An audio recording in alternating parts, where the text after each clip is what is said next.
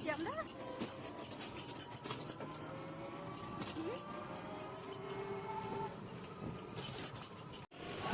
So finally আমি যাচ্ছি আমার বাবার বাড়ি, তাও আবার ছট পুজো উপলক্ষে।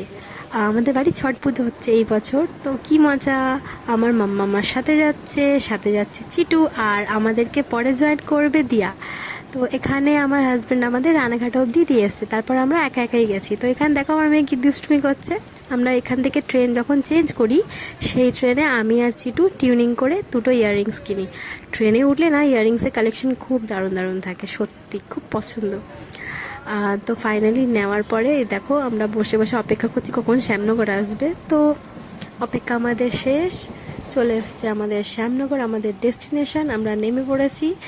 নামার পরে অনেকক্ষণ বসে অপেক্ষা করতে হয়েছে, কারণ প্রচুর রোদ ছিল, হাঁটার একটু ইচ্ছে ছিল না। তো আমরা তিনজনে একটা প্ল্যাটফর্মের এক জায়গায় চুপ করে বসেছিলাম, আমার ভাইয়ের অপেক্ষা করছিলাম। ব্যাগ প্রচুর ভারী ছিল, তাই এখানেও আমার মেয়ে দুষ্টুমি করেই যাচ্ছে, অনেক দুষ্টুমি করেছে, রাস্তাতেও শান্তি নেই। অপেক্ষার শেষে লাস্টে ভাই এসছে, তাকে ব্যাগটা দিয়ে আমরা টোটোতে উঠে ফাইনালি বাড়ি যাচ্ছি। এবার নেক্সট ভিডিওতে দেখাবো ছট পুজোতে আমরা কী কী এনজয় করেছি।